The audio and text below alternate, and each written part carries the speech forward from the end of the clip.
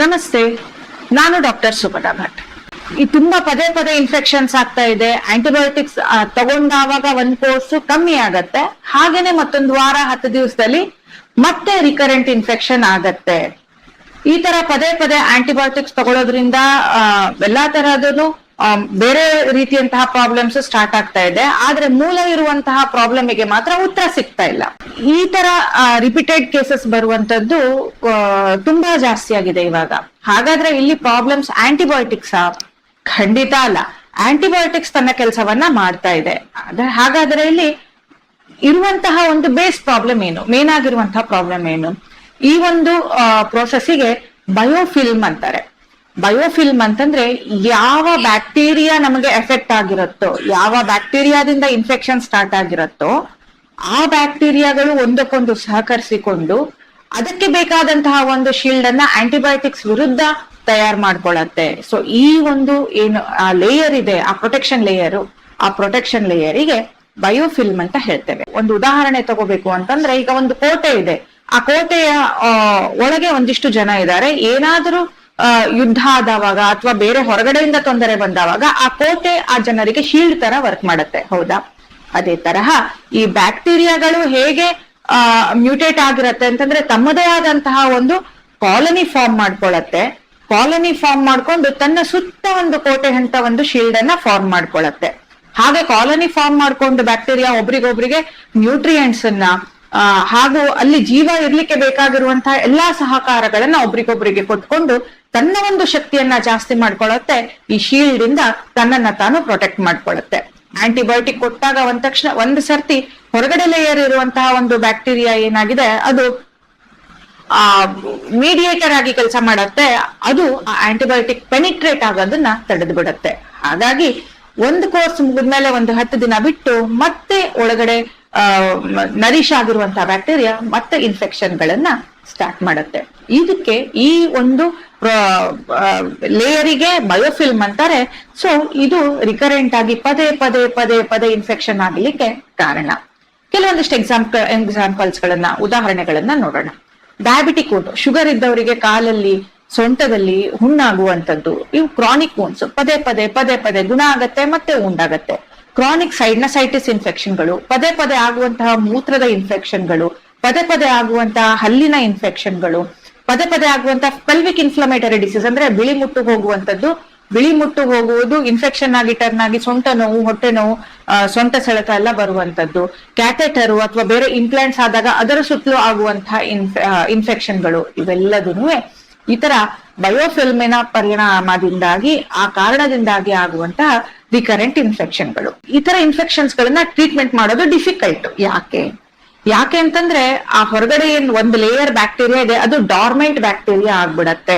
ಅಂದ್ರೆ ಒಂದು ಮಧ್ಯದ ಒಂದು ಲೇಯರ್ ಆಗಿ ಪ್ರೊಟೆಕ್ಟಿವ್ ಶೀಲ್ಡ್ ಆಗಿ ವರ್ಕ್ ಮಾಡತ್ತೆ ಹೊರಗಡೆಯ ಒಂದು ಬ್ಯಾಕ್ಟೀರಿಯಾಗಳು. ಹಾಗಾಗಿ ಒಳಗಡೆಯ ಬ್ಯಾಕ್ಟೀರಿಯಾಗಳಿಗೆ ಏನೂ ಒಂದು ತೊಂದರೆ ಆಗದೇನೆ ಈ ತರ ಪದೇ ಪದೇ ರಿಕರೆಂಟ್ ಇನ್ಫೆಕ್ಷನ್ ಗಳಾಗತ್ತೆ. ಆಯುರ್ವೇದ ಈ ಬಗ್ಗೆ ಏನನ್ನತ್ತೆ? ನಾವು ಆಯುರ್ವೇದ ರೀತಿಯ ಯೋಚನೆ ಮಾಡ್ತಾ ಹೋದವಾಗ, ಒಂದು ಆಮ, ಇನ್ನೊಂದು ರಕ್ತಗತ ಕಫ ಅಥವಾ ರಕ್ತಕ್ಕೆ ಆಗುವಂತಹ ಕಫದ ದೂಷಣೆ ಅಂತ ನಾವು ಇದನ್ನ ಹೇಳಬಹುದು.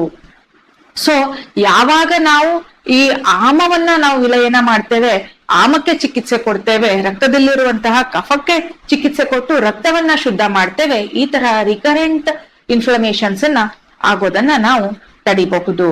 ಹಾಗಾದರೆ ಆಯುರ್ವೇದ ಇಲ್ಲಿ ಹೇಗೆ ಕೆಲಸ ಮಾಡತ್ತೆ? ಒಂದು ಹೋಸ್ಟಿನ ಡಿಫೆನ್ಸ್ ಮೆಕ್ಯಾನಿಸಮ್ ಅನ್ನ ಜಾಸ್ತಿ ಮಾಡತ್ತೆ. ಅಂದ್ರೆ ಯಾವ ಒಂದು ದೇಹದಲ್ಲಿ ಬ್ಯಾಕ್ಟೀರಿಯಾ ಸಸ್ಟೈನ್ ಆಗ್ತಾ ಇದೆ, ಆ ಬಾಡಿಯ ಒಂದು ಡಿಫೆನ್ಸ್ ಮೆಕ್ಯಾನಿಸಮ್ ಅನ್ನ ಜಾಸ್ತಿ ಮಾಡತ್ತೆ. ಅಷ್ಟಲ್ದೇನೆ ಆ ಒಂದು ಫ್ಯಾಕ್ಟರ್ಸ್ ಇದೆ, ಕ್ರಾನಿಕ್ ಇನ್ಫೆಕ್ಷನ್ ಜಾಸ್ತಿ ಆಗ್ಲಿಕ್ಕೆ ಇರುವಂತಹ ಫ್ಯಾಕ್ಟರ್ಸ್ ಇದೆ. ಅಲ್ದೇನೆ ಆ ಬ್ಯಾಕ್ಟೀರಿಯಾ ಏನು ಒಬ್ರಿಗೊಬ್ರು ನರಿಶ್ ಮಾಡ್ಕೊಳ್ಳುವಂತಹ ಫ್ಯಾಕ್ಟರ್ಸ್ ಇದೆ. ಅದಕ್ಕೆ ನಾವು ಕೋರಮ್ ಸೆನ್ಸಿಟಿವಿಟಿ ಅಂತ ಹೇಳ್ತೇವೆ. ಸೊ ಈ ಕೋರಮ್ ಸೆನ್ಸಿಟಿವಿಟಿ ಅನ್ನ ಬ್ರೇಕ್ ಮಾಡತ್ತೆ. ಹಾಗೇನೆ ಈ ಬಯೋಫಿಲ್ಮ್ ಅನ್ನ ಕೂಡ ಪೆನೆಟ್ರೇಟ್ ಮಾಡತ್ತೆ ಆಯುರ್ವೇದ ಮೆಡಿಸಿನ್ಸ್. ಸೊ ಈ ತರಹವಾಗಿ ಒಂದು ಈ ಕ್ರಾನಿಕ್ ಇನ್ಫೆಕ್ಷನ್ಸ್ ಅಲ್ಲಿ ಬಯೋಫಿಲ್ಮ್ ಅಲ್ಲಿ ಆಯುರ್ವೇದ ಮೆಡಿಸಿನ್ಸ್ ವರ್ಕ್ ಮಾಡತ್ತೆ. ಕೆಲವೊಂದಿಷ್ಟು ಎಕ್ಸಾಂಪಲ್ಸ್ ಗಳನ್ನ, ಪ್ರೂವನ್ ಎಕ್ಸಾಂಪಲ್ಸ್, ಇವೆಲ್ಲದೂ ಇನ್ವಿಟ್ರೋ ರೀತಿಯಲ್ಲಿ ಲ್ಯಾಬ್ ಅಲ್ಲಿ ಆಗಿರುವಂತಹ ರಿಸರ್ಚ್ ನ ಕೆಲವೊಂದಿಷ್ಟು ಎಕ್ಸಾಂಪಲ್ಸ್ ಗಳು. ಮೊದಲನೇದಾಗಿ ಅರಿಶಿನ ತುಂಬಾ ಒಂದು ಒಳ್ಳೆ ಆಂಟಿ ಇನ್ಫ್ಲಮೇಟರಿ ಫ್ಯಾಕ್ಟರ್ ಅಂತ ಹೇಳ್ತೇವೆ. ಸೊ ಈಗ ಸೈನಸೈಟಿಸ್ ಪ್ರಾಬ್ಲಮ್ ಇದ್ದಾವಾಗ, ಕ್ರಾನಿಕ್ ಬ್ರಾಂಕೈಟಿಸ್ ಪ್ರಾಬ್ಲಮ್ ಇದ್ದಾವಾಗ ಸಾಮಾನ್ಯವಾಗಿ ಅರಿಶಿಣದ ಸೇವನೆಯನ್ನ ನಾವು ರೆಗ್ಯುಲರ್ ಆಗಿ ನೋಡ್ತೇವೆ. ಈ ಅರಿಶಿಣ ಹೇಗೆ ಹೆಲ್ಪ್ ಮಾಡುತ್ತೆ? ಒಂದು ಕೋರಮ್ ಸೆನ್ಸಿಟಿವಿಟಿಯನ್ನ ಬ್ರೇಕ್ ಮಾಡುತ್ತೆ. ಸೊ ಈ ಬ್ಯಾಕ್ಟೀರಿಯಾಗಳು ಏನು ಒಬ್ರಿಗೊಬ್ರಿಗೆ ಪಾಸ್ ಆಗ್ಲಿಕ್ಕಿರುವಂತಹ ಒಂದು ಮೆಥಡ್ ಇದೆ. ಈಗ ಹೇಗೆ ಸೀಲಿಯಾ ಇದೆ, ಸಿಗ್ನಲಿಂಗ್ ಮೆಥಡ್ ಇದೆ, ಆ ಒಂದು ಮೆಥಡ್ ಅನ್ನ ಬ್ರೇಕ್ ಮಾಡತ್ತೆ. ಅಲ್ದೇನೆ ಏನ್ ಪಾಲಿಸ್ಯಾಕರೈಡ್ಸ್ ಇದೆ, ಪ್ರೋಟೀನ್ಸ್ ಇದೆ, ಯಾವ್ದು ಬ್ಯಾಕ್ಟೀರಿಯಾ ಸೆಕ್ರೆಟ್ ಮಾಡುತ್ತೆ, ಅದರಿಂದಾಗಿ ಬಯೋಫಿಲ್ಮ್ ಫಾರ್ಮ್ ಆಗತ್ತೆ. ಅದೊಂದು ಸ್ಟಿಕ್ಕಿ ಮೆಟೀರಿಯಲ್ ಆಗಿರುತ್ತೆ. ಆ ಪಾಲಿಸ್ಯಾಕರೈಡ್ ಹಾಗೂ ಪ್ರೋಟೀನ್ ಉತ್ಪತ್ತಿ ಆಗುವಂತಹ ಚೈನ್ ಅನ್ನ ಅರಿಶಿನ ಬ್ರೇಕ್ ಮಾಡತ್ತೆ. ಹಾಗಾಗಿ ಆ ಪ್ರೊಟೆಕ್ಟಿವ್ ಲೇಯರ್ ಏನಿದೆ ಅದು ಥಿನ್ ಆಗ್ತಾ ಹೋಗತ್ತೆ, ಹಾಗೂ ಡಿಫೆನ್ಸಿವ್ ಮೆಕ್ಯಾನಿಸಮ್ ಜಾಸ್ತಿ ಆಗತ್ತೆ. ಇನ್ನು ನಿಂಬ ಅಂತಂದ್ರೆ ಕಹಿಬೇವು ಅನ್ನುವಂಥದ್ದು. ಕಹಿಬೇವು ಎಸ್ಪೆಷಲಿ ಸ್ಟೆಫಲೈಕೋಕಸ್ ಹಾಗೂ ಸೂಡೋಮೋನಾ ಬ್ಯಾಕ್ಟೀರಿಯಾಸ್ ಮೇಲೆ ತುಂಬಾ ಒಳ್ಳೆ ರೀತಿಯಲ್ಲಿ ಕೆಲಸ ಮಾಡತ್ತೆ. ಅದು ಈ ಶೀಲ್ಡ್ ನ ಮೆಚುರೇಷನ್ ಅನ್ನ ಪ್ರಿವೆಂಟ್ ಮಾಡತ್ತೆ.